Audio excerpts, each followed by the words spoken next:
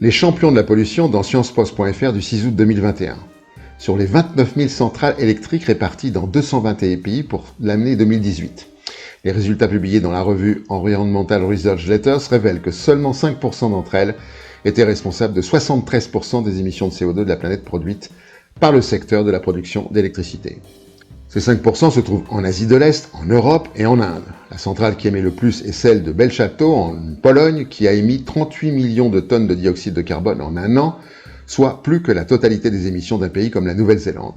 Cette centrale qui brûle du lignite sera en activité jusqu'en 2036 au moins. Elle produit en effet 20% de l'électricité polonaise et fait tracer 42 ans de mauvais et déloyaux services. Rapport du GIEC, 5 scénarios pour la fin de ce siècle, dans Vert.eco du 9 août 2021. Dans son dernier rapport accessible depuis le 9 août 2021, le GIEC confirme les 5 scénarios possibles pour cette fin de siècle, du plus désirable au plus infernal. La constante est l'augmentation des températures au mieux de 1,6 degré à 2 degrés d'ici le milieu du siècle, au pire, un réchauffement de 3,3 à 5,7 degrés. Une autre constante, l'élévation du niveau des océans.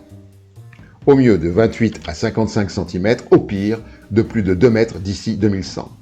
Les 5 scénarios déclinent les possibilités diverses. Au mieux, on assiste à un développement qui respecte les limites environnementales planétaires et s'articule autour du bien-être des populations et de la réduction des inégalités. La consommation est orientée vers une faible croissance matérielle, une moindre utilisation de ressources et d'énergie. Au pire, résurgence des nationalismes, conflits régionaux, épuisement des ressources, exacerbation des inégalités, non prise en compte des limites environnementales. Rapport du GIEC toujours dans Reporter.net du 9 août 2021. Quelques faits. 1. L'influence humaine a sans équivoque réchauffé l'atmosphère, l'océan et les terres émergées. 2. Chacune des 4 dernières décennies a été successivement plus chaude que toute décennie depuis 1850. 3. La concentration de CO2 dans l'atmosphère atteint plus de 410 ppm, un niveau que la planète n'a pas connu depuis 2 millions d'années. 4. Certains événements extrêmes comme les canicules ou les fortes précipitations peuvent désormais être attribués à l'influence humaine. 5. Il reste 20 ans pour éviter le pire du pire. À bon entendeur. Qu'est-ce que l'énergie grise dans ouzbeterika.com du 4 août 2021. L'énergie grise désigne toute l'énergie nécessaire lors du cycle de vie d'un produit ou d'un matériau, c'est-à-dire l'énergie nécessaire pour l'extraction, la transformation, la fabrication, le transport, etc. Passons en revue l'énergie grise contenue dans les objets qu'on trouve dans une maison, en mégajoules. 80 pour un sèche-cheveux, 960 pour un écran LCD, 3900 pour une machine à laver le linge, 4500 pour un ordinateur portable et 6000 pour un réfrigérateur. Ce dernier, pour un modèle classe A+, consommera environ 200 kWh par an ou 720 MJ par an.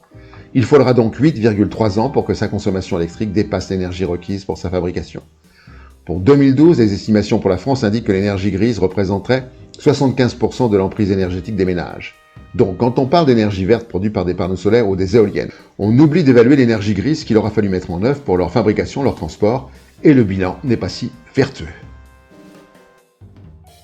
Ce petit texte révélateur d'une incroyable inconscience trouvé le 9 août sur un réseau dit social à propos de la cérémonie de clôture des JO dimanche 8 août 2021. Pendant ce temps, dans un monde parallèle où la planète n'est pas en feu, la cérémonie extravagante diffusée hier en live dans le monde entier depuis Paris avait un goût amer.